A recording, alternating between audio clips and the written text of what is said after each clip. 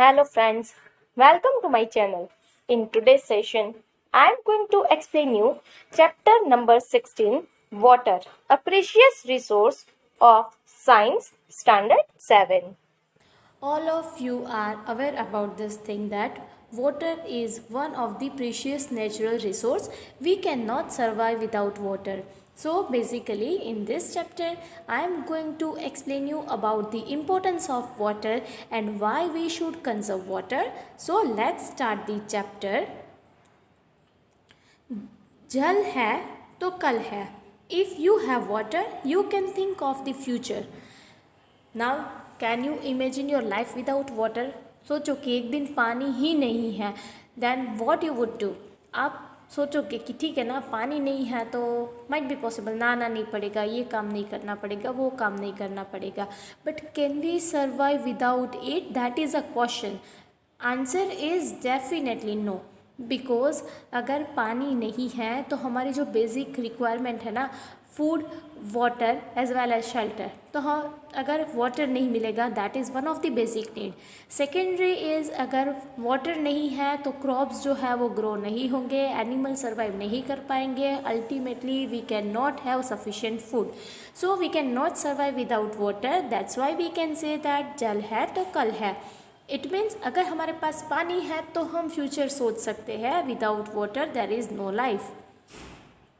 22 March is celebrated as the World Water Day. अब every year 22 March को World Water day celebrate किया जाता है ताकि लोगों को पानी का इम्पोर्टेंस जो है वो समझ में आए. A school celebrated Water Day and invited posters from the children of your age group.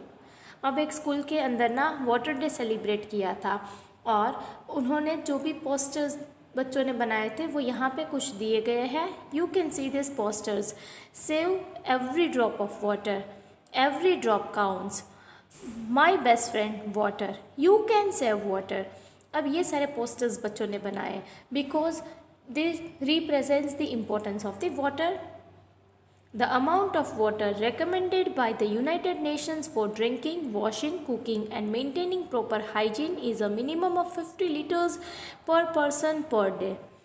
अब एक सर्वे पूरा किया गया जिसके अंदर यूनाइटेड स्टेट जो है उन्होंने ये डिस्क्लोज़ किया कि हमें पीने के लिए, खाना खाने के लिए, कपड़े धोने के लिए, यानी कि on an average per person हम डेली 50 लीटर्स जितना पानी यूज़ करते हैं. This is on an average. This one is not the exact amount. Might be possible some people would use more water, some would use less, but ultimately ये एक average दी गई है. तो इतना पानी तो पर पर्सन चाहिए एंड पॉपुलेशन कितनी ज़्यादा है देन यू कैन इमेजिन कि हमें कितना सारा पानी पर डे चाहिए. In some places there is an acute shortage of water. Taps running dry, long queues for water, fights, marches and protests for demand of water have become a common sight, especially during summers. अब अगर आप newspaper पढ़ते हो या तो आप news देखते हो टीवी के अंदर, then you would be aware about this things कि आजकल जब समर सीज़न स्पेशली होती है तब पानी की कितनी शॉर्टेज होती है. लेडीज़ जो है वो लंबी लंबी लाइन में पानी के लिए खड़ी है, सबके बीच क्वारल होते हैं, मार्च करते हैं कि हमें पानी सफिशेंट नहीं मिल रहा है. फार्मर्स जो है उनका भी इश्यू है कि अगर सफिशेंट वाटर अवेलेबल नहीं है तो फिर क्रॉप जो है वो प्रॉपर कैसे ग्रो होगा and all. Here you can see कैसे लोग लाइन में खड़े हैं पानी के लिए. Right here what if 2006 gets less rain. ये पूरा एक न्यूज़पेपर का कटिंग है जिसमें भी हमें दिख रहा है बहुत क्लियर कि रेनफॉल जो है वो भी एवरी ईयर सिमिलर नहीं होता है. That is also quite unpredictable. तो अगर बारिश कम होती है तो भी कितनी सारी इफ़ेक्ट्स होती है because rain water is the main source of the water. Year 2003 was observed as the International Year of Fresh Water to make people aware of this dwindling natural resource. अब 2003 के अंदर international year of fresh water celebrate किया गया ताकि लोगों को पता चले कि हमारे पास जो भी वाटर अवेलेबल है वो कितना है and why we should conserve it. Because you know very well 3/4 of the earth is covered with the water, but ये 3/4 पोर्शन जो है वो पूरा हमारे लिए यूजेबल नहीं है. We can't use all of the water. उसमें से बहुत कम ऐसा पानी है जो हम एक्चुअली यूज़ कर सकते हैं. That also I am going to explain you over here. It is estimated that in a few years from now, more than 1/3 of the people in the world would face the water scarcity.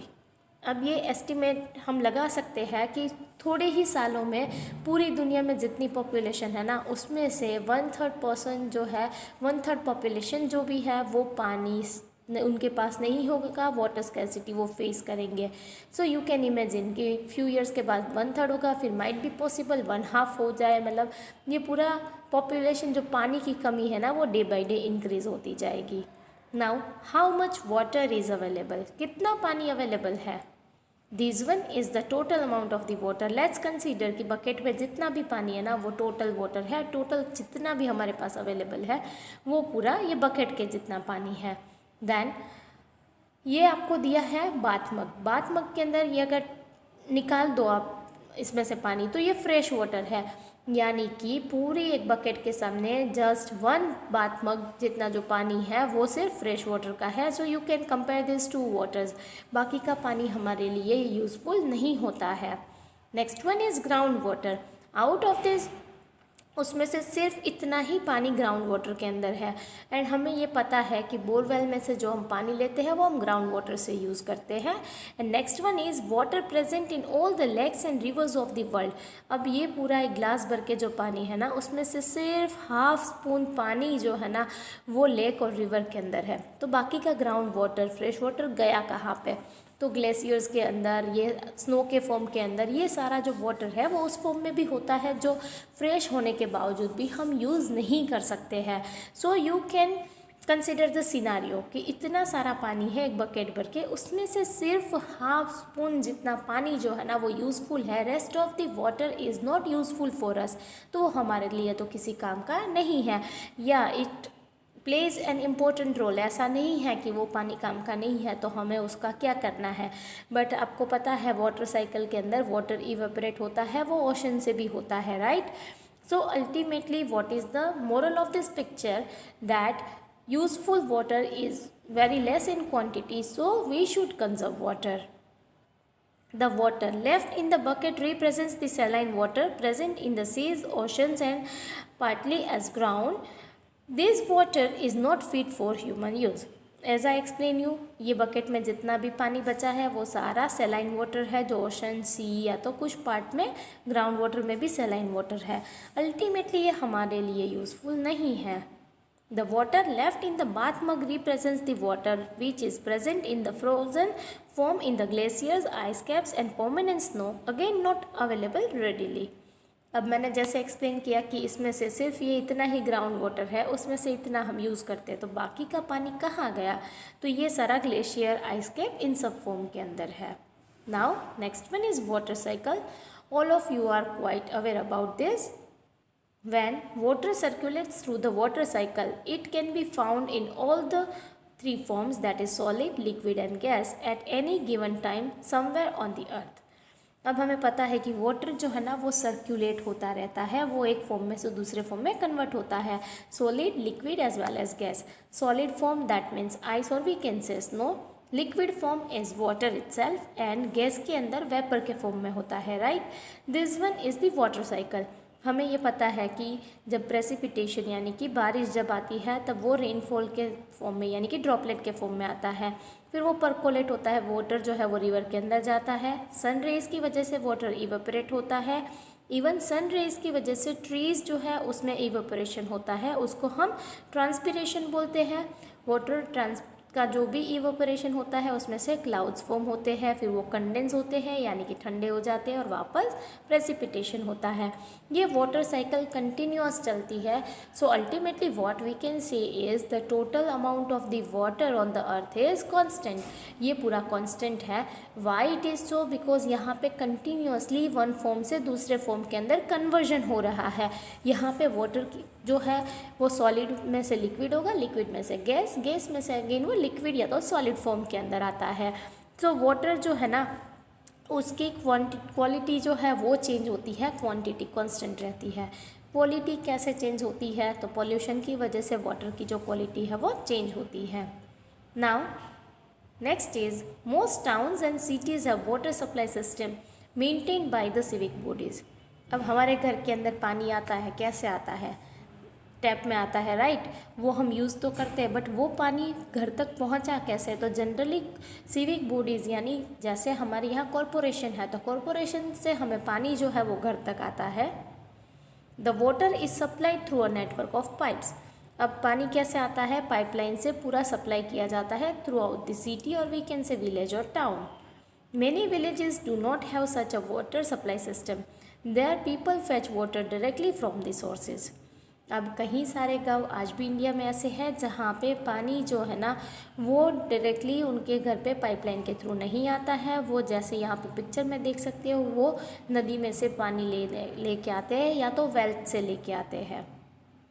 Often, people and even children have to walk several kilometers to fetch water. Children suffer a lot. They cannot attend school regularly since they spend hours in fetching water. अब बच्चे जो है ना उनको भी पानी लेने के लिए जाना पड़ता है, बिकॉज फैमिली को सपोर्ट करना और बेसिक रिक्वायरमेंट को फुलफ़िल करना जो है वो उनका क्वाइट रिस्पॉन्सिबल पार्ट रहता है। सो कई बार तो क्या होता है कि बच्चे पानी को मैनेज करने के चक्कर में स्कूल भी नहीं जा सकते हैं। सो वी कैन इमेजिन कि वाटर नहीं है तो उन लोगों की लाइफ में कितने सारे इश्यूज होते हैं। Now what is ground water and how much is it? If we dig a hole in the ground near a water body, we may find that the soil is moist. अब आप नदी के आसपास जाओगे ना या किसी वाटर बॉडी के आसपास जाओगे और अगर वहाँ पे हम एक होल डिग आउट करते हैं तो हमें वहाँ की जो सोइल है ना वो मॉइस्चर वाली दिखेगी, यानी वो ड्राई नहीं होती है, वो गीली होती है। What does it indicate? It indicates the presence of water. If we dig deeper and deeper, we would reach a level where all the space between the particles of soil and gap between the rocks are filled with water. अगर हम ऐसे ही dig out करते रहेंगे, अंदर अंदर जाके हम उसको खोदते रहेंगे तो क्या होगा? हम एक ऐसे लेवल पे पहुंचते हैं, here you can see that kind of the layer, कि जहाँ पे सोइल के पार्टिकल्स या तो हम बोल सकते हैं रॉक्स के बीच में ना पानी भरा हुआ है। The upper level of this layer is called the water table. The water table varies from place to place and it may even change at a given place. अब ये जो पोर्शन है उसको हम क्या बोलते हैं? वाटर टेबल बोलते हैं, जहाँ पे पानी भर जाता है। अगर आप उस पानी को स्टेडी रखोगे ना तो ऊपर ऊपर क्लीन पानी होगा, मर्ज जो होगा वो नीचे आ जाएगा। और ये वाटर टेबल जो है वो प्लेस टू प्लेस चेंज होते हैं, और इवन एक ही प्लेस पे अगर आप थोड़े डिस्टेंस पे जाओगे तो भी वाटर टेबल के अंदर अमाउंट ऑफ वाटर जो है वो डिफरेंट होगा। हियर यू कैन से ये पूरा वाटर टेबल है, जहाँ पे आप अगर डिग आउट करते हो, होल बनाते हो तो पानी जो है वो ऊपर के साइड आएगा। The water found below the water table is called ground water. ये पूरा वाटर टेबल है। वाटर टेबल के नीचे जो भी आपको पानी मिलता है वो ग्राउंड वाटर होता है। The process of sipping of water into the ground is called infiltration. अब पानी जो है वो ग्राउंड के अंदर जाता है ना, उसको हम इनफिल्ट्रेशन बोलते हैं।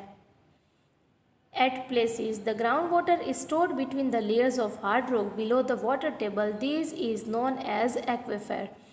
अब मान लो कि ये पूरी सोइल है, तो सोइल जो है वो पूरा पानी एब्जॉर्ब कर लेगी और नीचे नीचे तक पानी जाता जाएगा, राइट। अब सोइल जो है अंडरग्राउंड लेवल जो है वहाँ पे अगर हार्ड रॉक्स है जहाँ पे पानी को स्टोर किया जा सकता है, ग्राउंड वाटर जो है वो स्टोर किया हुआ होता है, उसको एक्विफर बोला जाता है। Water in the aquifer can be usually pumped out with the help of tube wells or hand pumps. अब जो भी एक्विफर के अंदर पानी होता है उसको हम हैंड पंप या तो ट्यूब वेल से निकाल सकते हैं। Now depletion of water table. पानी जो है वो नीचे क्यों जाता जा रहा है, वो डिप्लेट क्यों हो रहा है, उसका लेवल जो है वो डाउन क्यों, डीपर क्यों जा रहा है, that is a question. Water drawn from underground gets restored by the seepage of rain water. अब ग्राउंड वाटर का जो पानी है वो कहाँ से आता है? जो भी बारिश का पानी आता है ना वो पूरा क्या होता है, सोइल के अंदर उतरता है, वो पूरा अंदर इन्फिल्ट्रेशन होके जाता है। लाइक दिस, यहाँ से लैंडफिल है, ये पूरी अगर ज़मीन है तो यहाँ से पानी नीचे जाएगा, ग्राउंड वाटर के अंदर स्टोर होता है। फिर जब हमें उनकी रिक्वायरमेंट होती है तो वेल या किसी भी और हैंड पंप या तो ट्यूब वेल से हम वो पानी बाहर निकल के हम इस घर के अंदर कंजम्पशन करते हैं। So this one is known as the consumer, यहाँ से पानी हम कंज्यूम करते हैं। The water table does not get affected as long as we draw as much water as it is replenished by natural processes. Generally water table जो है वो उतना अफेक्ट नहीं होता है, क्योंकि हम जितना पानी यूज़ करते हैं सामने रेनफॉल जो है वो हो जाता है, right. Increase in population, industrial and agricultural activities are some common factors affecting water table.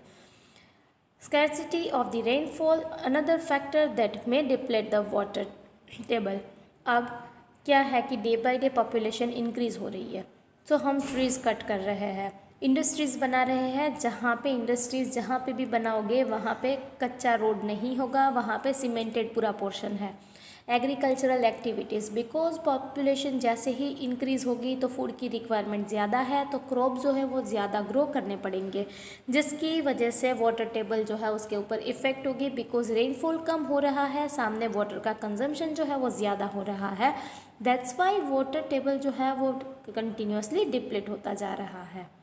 Yet another factor affecting water table could be deforestation and decrease in the effective area of the for the seepage of water. अब दूसरा reason क्या हो सकता है? Deforestation.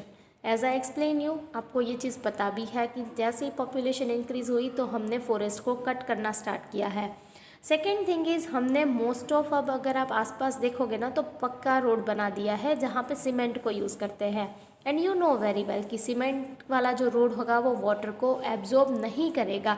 That's why ये सारी reasons है कि जो वाटर टेबल है वो पूरा डिप्लीट होता जा रहा है। Now let's discuss this factors one by one. First one is increasing population. Increasing population creates demand for construction of houses, shops, office, roads and pavements. अब पॉपुलेशन इंक्रीज़ हो रही है तो सामने घर ज़्यादा बनाने हैं, ऑफिस बनानी है, रोड्स बनाने हैं। सो अल्टीमेटली हमें क्या करना है? कंस्ट्रक्शन करना है। जहाँ पे भी कंस्ट्रक्ट किया वहाँ पे सीमेंट है, जहाँ पे वाटर जो है वो सॉइल के अंदर एब्जॉर्ब नहीं हो सकता है। This decreases the open areas like park and playgrounds. This in turn decreases the seepage of rainwater into the ground. अब इसकी वजह से क्या हुआ? पार्क, प्लेग्राउंड ये सब कुछ कम होते जा रहे हैं और रेन वाटर जो है वो ग्राउंड में उतना उसका सीपेज नहीं हो रहा है। बारिश का जो पानी है ना वो आप सबको पता है कि अब ड्रेनेज सिस्टम के साथ मिक्स हो जाता है, वो ज़मीन के अंदर नहीं जाता है। Next one is a huge amount of water is required for construction work. अब हम ये सब बिल्डिंग्स है, फैक्ट्रीज़ है, ये सब कुछ कंस्ट्रक्ट कर रहे हैं, वहाँ पे भी हमें पानी तो ज़्यादा ही चाहिए। सो हमने यहाँ पे वाटर का जो यूज़ है वो इंक्रीज़ किया है। इवन पॉपुलेशन इंक्रीज़ हुई तो उन सब की वाटर की डिमांड भी तो इंक्रीज़ होगी। As I explain you in the beginning of the chapter कि 50 लीटर्स पर पर्सन ऑन एन एवरेज पानी चाहिए। जैसे जैसे पॉपुलेशन होगी इंक्रीज़ होगी तो वैसे वैसे वाटर की रिक्वायरमेंट इंक्रीज़ होगी। So on one hand we are consuming more groundwater and on the other hand we are allowing lesser water to seep into the ground. So हम क्या कर रहे हैं? एक साइड पानी को यूज़ ज़्यादा कर रहे हैं और पानी जो है उसका सीपेज सॉइल के अंदर कम हो रहा है। सो ये पूरा इम्बैलेंस हुआ, यूज़ ज़्यादा कर रहे हैं, वापस जो है वो कम जा रहा है। सो डेफिनेटली यहाँ पे इम्बैलेंसिंग सिस्टम से वाटर टेबल जो है वो डिप्लेट होगा। might be possible after few years this kind of the situation may arise कि one drop जो है वो पानी आएगा टैप के अंदर से। The water table in some parts of the many cities has gone down to alarming low levels. अब कुछ सिटीज़ ऐसे भी हैं जहाँ पे वाटर टेबल जो है ना वो काफ़ी नीचे जा चुका है कि वो अलार्मिंगली, इट मीन्स ये ना हाई रेड अलर्ट पे है कि अगर और भी हमने ज़्यादा ग्राउंड वाटर को यूज़ किया तो माइट बी पॉसिबल वो पानी जो है वो काफ़ी डेप्थ में जाएगा और we can say after few years we won't have sufficient water. Next one is increasing industries. Let's see, industries increase होती है तो वो कैसे अफेक्ट करती है? The number of industries in increasing continuously. Water used by most of the industries is drawn from the ground.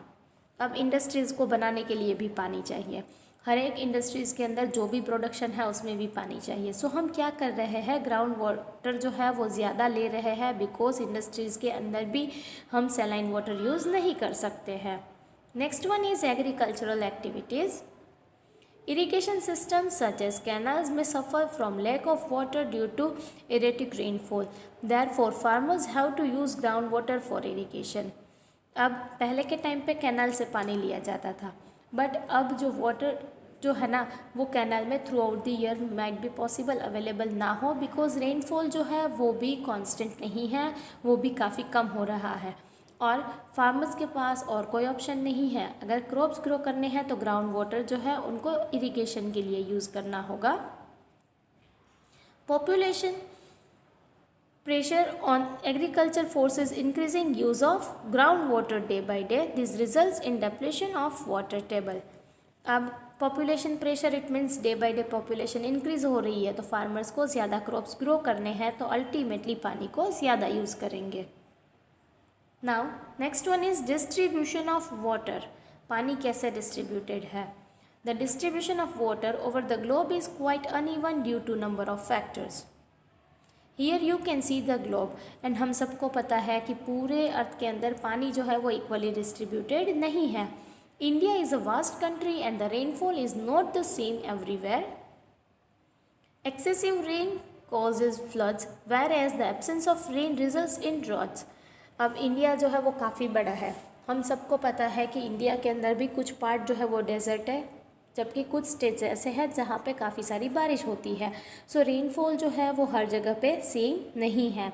अगर rainfall बहुत ज़्यादा होता है, बारिश ज़्यादा होगी तो फ्लड आएगा, और बारिश बहुत ही कम होगी तो ड्रॉट होने के चांसेस होते हैं। Therefore, some regions in our country may have floods while the others may suffer from droughts at the same time. सो हो सकता है कि एक ही टाइम पे एक स्टेट पे फ्लड आ रहा है जबकि दूसरे स्टेट में पानी ही नहीं है, बारिश ही नहीं है, सो वहाँ पे ड्रॉट की सिचुएशन है।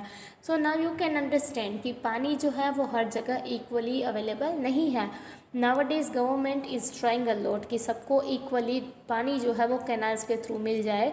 सो डिस्ट्रीब्यूशन सिस्टम कुछ ऐसे मैनेज कर रहे हैं, बट अगर ग्राउंड वाटर ही कम हो जाएगा तो ये डिस्ट्रीब्यूशन सिस्टम भी हमारे लिए कुछ काम की नहीं रहेगी। Now, water management. How we should manage it? In many places, a regular supply of water is provided by well-planned pipe system. When the civic authorities supply water through pipes, not all of it may reach the destination. अब पानी का supply जो है ना वो pipe के system से आजकल दिए जा रहा है, बट स्टिल पाइप से पानी जो है वो हर घर पे नहीं पहुंचता है। It is the responsibility of the civic authorities to prevent leakage of precious water through pipes. अब पाइप से जो भी डिस्ट्रीब्यूट किया जा रहा है वहाँ पे इनकेस अगर कहीं पे लीकेज है तो जो भी सिविक बॉडीज़ यानी जो कॉरपोरेशन के मेंबर्स हैं उनको केयर करके वो रिपेयर करवाना चाहिए। मिसमैनेजमेंट और वेस्टेज में take place at the level of individuals also. अब हम सब भी तो इंडिविजुअली वेस्ट करते हैं, राइट? अगर घर पे कहीं पे भी टैप जो है वो बिगड़ चुका है तो हम अगर इंस्टेंटली उसको रिप्लेस नहीं कराएंगे तो तब तक पानी जो है वो वेस्ट होता है। कुछ स्टूडेंट्स की, कुछ बच्चों की ऐसी आदत होती है कि ब्रश करते हैं उतनी देर टैप जो है वो ओपन करके रख देते हैं। पानी को हम ऐसे पूरे दिन में अगर आप ऑब्जर्व करोगे ना तो कहीं ना कहीं हम वेस्ट करते हैं। We should not do like that. All of us waste water knowingly और अननोइंगली। मैंने बोला ना कई जगह पे हमें पता है, कई जगह पे हमें बाय मिस्टेक भी कर रहे हैं। So what we should do one thing, observe your own activity throughout the day and you decide आप कहाँ कहाँ पे पानी वेस्ट कर रहे हो and what you should do instead. आपको वो पानी बचाना है तो आप क्या करोगे? अगर घर पर भी कोई पानी जो है वो वेस्ट करता है then you should tell them what is the importance of water. The rainwater can be used to recharge the groundwater. This is referred to as water harvesting or rainwater harvesting. अब जो भी बारिश का पानी है ना उसको हम हार्वेस्ट कर सकते हैं, यानी कि हम ज़मीन पे उतार के उसको स्टोर कर सकते हैं। इसको वाटर हार्वेस्टिंग या तो रेन वाटर हार्वेस्टिंग बोला जाता है। We have at many places in India an age-old practice of water storage and water recharge like the Bowries. Bowries was the traditional way of collecting water. अब India के अंदर बहुत सारी ऐसी जगह पे है जहाँ पे बावरीज के अंदर पानी स्टोर किया जाता था, यानी कि स्टेप वेल के अंदर। बिकॉज अर्लियर टाइम के अंदर इतनी सारे वाटर टैंक और ये सब फैसिलिटीज़ नहीं थी किंग्स क्या करते थे, तो अपने किंगडम के अंदर एक बहुत बड़े ऐसे टाउन्स के अंदर बावरीज बनाते थे। But nowadays what we are doing, अब हम उसको ना उसके अंदर गार्बेज फेंकते हैं, कचरा फेंकते हैं, अब हम उसको अंदर वाटर स्टोर नहीं कर रहे हैं। Farmer using water in the field can also use economically. अब फार्मर्स जो भी पानी यूज़ कर रहे हैं ना, उसको भी इकोनॉमिकली यूज़ किया जा सकता है, बिकॉज हमारे पास बहुत सारी ऐसी इरीगेशन सिस्टम और मेथड्स अवेलेबल है जिससे हम मिनिमम पानी को यूज़ करके क्रॉप्स को ग्रो कर सकते हैं। Drip irrigation is a technique of watering plants by making use of narrow tubes which deliver water directly at the base of the plant। अब जैसे मैंने बोला बहुत सारी इरिगेशन सिस्टम है, one of them is drip irrigation system, जिसके अंदर यहाँ पे पानी जो है ना वो प्लांट के नियर बाई जो रूट्स है उसके पास ही डायरेक्टली ड्रॉप बाय ड्रॉप पानी जो है वो यहाँ पे मिलेगा। सो क्या होगा, पानी जो है वो ज़्यादा वेस्ट नहीं होगा। Now what role you can play, you all of you are aware about these things। Use water efficiently, efficient flush toilet, यहाँ पे हमें सफिशिएंट पानी बहुत ज़्यादा भी वेस्ट नहीं करना है, कहीं पे भी लीकेज है उसको हमें रिपेयर करना है, फिर हमें जल्दी से शॉवर लेना चाहिए, बस वहाँ पे मज़ा आ रहा है तो थोड़ा टाइम वेस्ट करना है, ऐसा नहीं करना है, because ultimately we are wasting water by doing so. अगर कहीं पे भी लीकेज है तो हमें वहाँ से उस टैप को चेंज करवाना है या तो रिपेयर करवाना है, और हम वॉशिंग मशीन भी हमें एफिशिएंटली यूज़ करना चाहिए। 2 कपड़ों के लिए चलाया, 4 कपड़ों के लिए चलाया, ऐसा नहीं करना है, बिकॉज पानी जो है वो तो ड्रम भर के ही लेता है। देन वाटर, हम प्लांट को वाटर प्रोवाइड करते हैं, राइट, तो भी कब करना चाहिए, coolest part of the day, यानी कि अर्ली मॉर्निंग कर लेना चाहिए। देन हम जो भी साइड वॉक्स है, हम ब्रूम का यूज़ करना चाहिए, हम कुछ भी अगर क्लीन करना है तो हमें ब्रूम का यूज़ करके पहले क्लीन करना चाहिए, ताकि पानी का जो वेस्ट है वो मिनिमम हो। सो you can do such things and you can save water. Now effect of water scarcity on the plants. अब यहाँ पे आप देख ही सकते हो कि प्लांट्स के ऊपर क्या इफेक्ट है। The plants need water to get nutrients from the soil to prepare their food। We know very well कि plants को food बनाने के लिए पानी चाहिए, right? Just imagine the consequences if water is not available to plants। अब imagine करो कि पानी नहीं है plants के पास, तो वो food कैसे बनाएगा। If they cannot prepare their own food, then what would we eat? तो हम क्या खाएंगे। बहुत सारे क्वेश्चंस हैं जिसके आंसर्स हमारे पास नहीं हैं। अल्टीमेटली ये हमारे लिए एक डर पैदा करता है कि अगर पानी नहीं होगा तो हम कैसे सर्वाइव कर पाएंगे। So you should be sincere about such things. The green character of the planet shall be lost. हो सकता है कि अभी जो ग्रीनरी दिखती है ना प्लेनेट के ऊपर, अर्थ के ऊपर, वो हमें नहीं दिखेगी। These may mean the end of all life, for a world without plants shall mean no food, no oxygen, not enough rain and innumerable other problems। यानी कि अगर पानी नहीं है तो प्लांट्स नहीं है, प्लांट्स नहीं है, फूड नहीं है, ऑक्सीजन नहीं है, सफिशेंट रेनफॉल नहीं है, ultimately we can not survive, we can not even imagine without water. Now a case study. Bhojpur in the Kutch area of Gujarat has a very arid rainfall. The only source of water lies underground। अब भोजपुर करके एक गांव है कच्छ का, वहाँ पे rainfall बहुत ही कम होता है और वहाँ पे सिर्फ ग्राउंड वाटर है ना, उसी को आप यूज़ कर सकते हो। The withdrawal of ground water has far exceeded recharge. Obviously हम अगर कंटिन्यूसली यूज़ करेंगे, रिचार्ज नहीं करेंगे, तो पानी जो है वो धीरे धीरे वो उसका लेयर जो है वो डिप्लेट होता जाएगा, पानी कम होता जाएगा। In 1989, the villagers along with a non-governmental organization decided to harvest rainwater। 18 check dams were built on the Rukmavati river and its many tributaries। अब 1989 के अंदर वो विलेजर्स जितने भी गांव के लोग थे वो और नॉन गवर्नमेंट ऑर्गेनाइजेशन, इन सब ने मिलके क्या किया, रुक्मावती नाम की जो रिवर थी वहाँ पे 18 चेक डैम्स बनाए जहाँ पे पानी को स्टोर किया जा सकता है, और उनकी ट्रिब्यूटरीज यानी उनके आसपास छोटी छोटी नदियों पे भी ऐसे चेक डैम बनाए जिससे वाटर जो है वो हार्वेस्ट हो सके।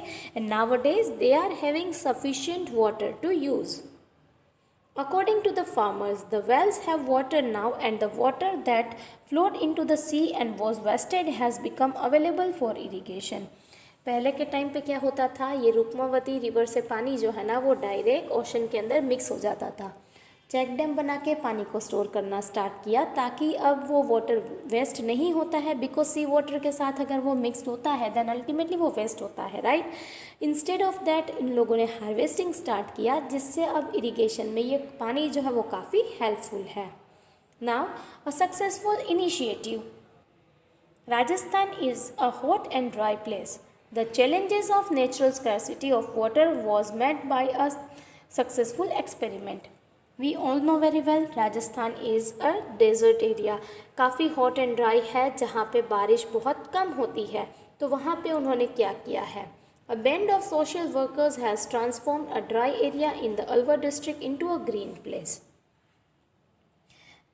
They have revived 5 dried up rivers, Arveri, Ruparel, Sarsa, Bhagini and Jahazwali by constructing water harvesting structures.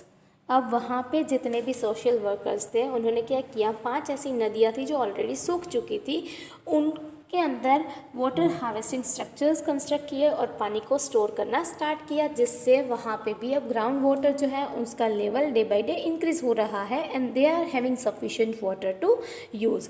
So we can also think like that and we can increase the level of the ground water. But basic step what we can do is we should not waste water, and if someone else is doing so then we should explain the importance of water to that person. Here I have explained you entire chapter. Thank you. Hi friends, if you have really liked my video, please don't forget to like it and share it with your friends. If you have not subscribed my channel yet, please subscribe it by pressing the bell icon. Keep watching videos on my channel. Thank you.